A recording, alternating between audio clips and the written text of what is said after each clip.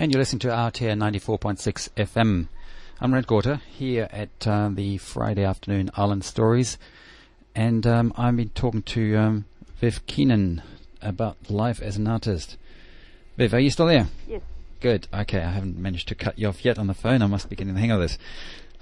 Look, we're just talking about being an artist here in Great Bay Island, because you talked about how the support and the how this transition from being somebody that does art craft to becoming and being an artist takes time and I guess self-assurance. You've got to sort of say, you've got to believe, you say, yes, I can make art.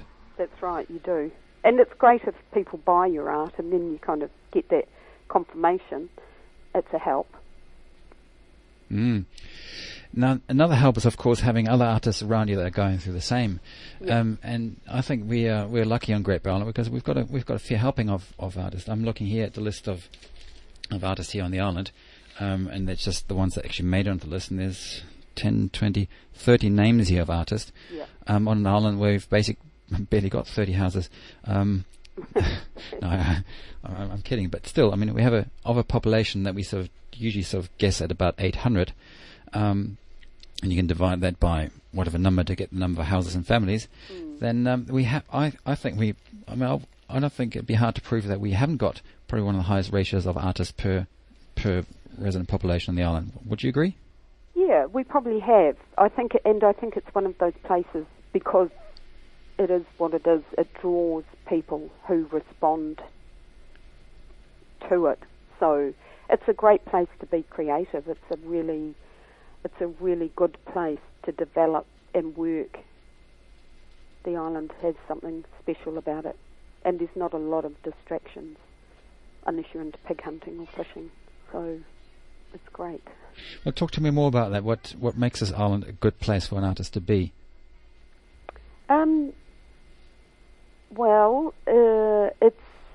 I guess it's beauty, the natural beauty of the place. It's the sort of place that you can just not really opt out, but you can take the time that you need to develop and not be distracted by all sorts of other things going on. Like, I don't know, movies or shopping or whatever. And there's a sense that you don't need to. You can take the time.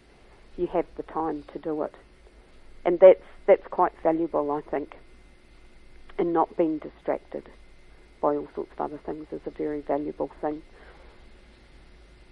And I guess the other thing that goes with that is having other artists around that are doing things. How does it work here on the island? Does one end up being retreating on one's little hill house there and do one's own thing, or is there much contact involvement between the artists here? Well, I think a lot of us do that, retreating and get in our workshops and have our own little worlds, and that's really good. It's really important. But if you want the connections are out there. They're easy. It's easy to find other artists to talk to, and there's a couple of groups like the painters group that meets. I mean, they're quite organised and they meet every week. But I guess for everyone else, it's quite a casual thing, whatever connections you make, and it's up to you personally. But you know that people are there and that there's quite a few people that you can connect with if you want to. And I think also when you're living in a place and there are a lot of other people doing creative things, that energy, compounds, and it has an effect, I think, on everybody. Now, if I was making something at home there, and I thought, okay, one's always full of hesitation, one could have done that better, a different way. And one's surrounded by all these great artists that are in the island. I mean, if you go to the art gallery down here in Claris, there's some amazing work there, and I'd kind of go in there. I do go in there, and I'm quite, but I think, whoa, this is quite impressive. I'd never be able to do anything like that. I mean, is that the way it works, or does it work the other way? Does it actually encourage you to give it a go? Oh, I think it does. it could work either way. I guess it's quite an individual thing. But I mean, most of us probably started off thinking what you've just said, that, you know, hey, there's such good stuff out there and I could never do that. But I think that if you want to do it, you will. And I mean, you do have to have a little bit of talent, and I guess, you know, everyone's got their own skills, different skills, and they're all valid. But I think that, you know, once you talk to people, and if you talk to, I mean, if you were someone starting off on the island here, there's a lot of people that you could talk to that would be really helpful and encouraging. And, you know, if you get some work into the art gallery and it starts selling, then that's quite a powerful thing as well, and it's really boosts your ego, I suppose, and fires you up to go and do something else, and also to, you know, maybe do something better as well. I think when you're surrounded, or, you know, if you see good work, it always sort of encourages you to perhaps do something better, try something else, hone up your skills a little bit more, perhaps.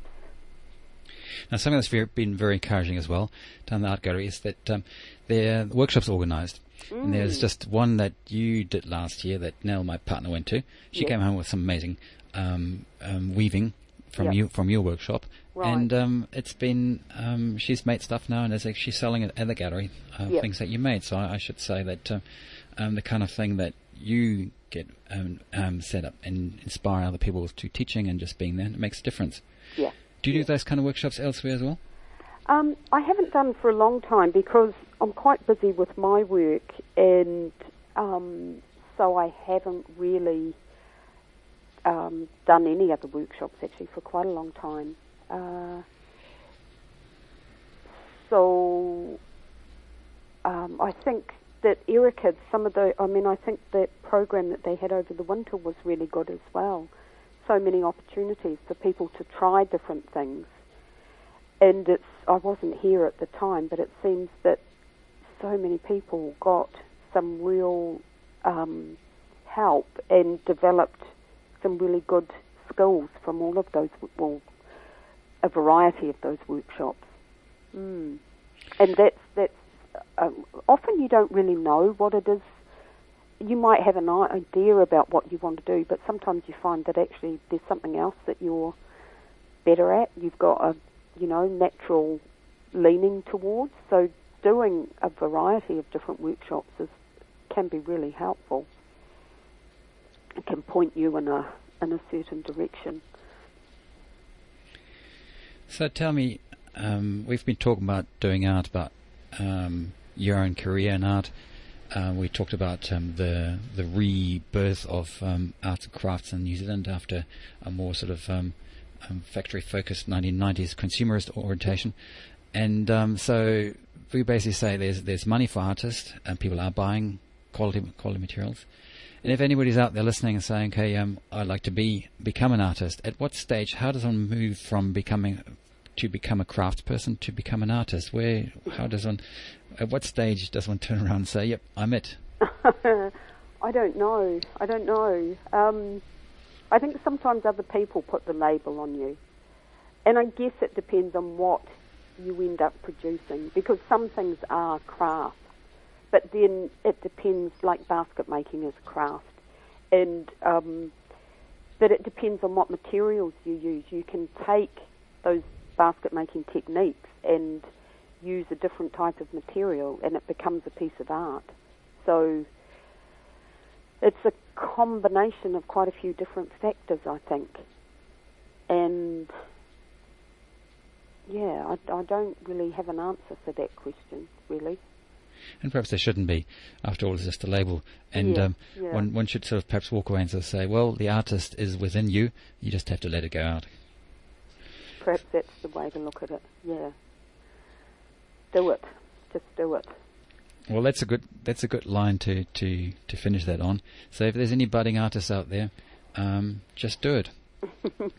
Viv, it's been great talking to you. Thank you for Okay, inspiring us, and thank you for inspiring us. We're actually going to be running a whole series of, I will be running a whole series with interviews with artists that I'm going to track down and bring in here to talk about their experience of doing art and being an artist. And maybe at the end of it, we'll come up with a more refined answer of how one brings out the artist in each of us. Okay. Thank you, Viv. That sounds like a great idea. I look forward to listening to the interviews.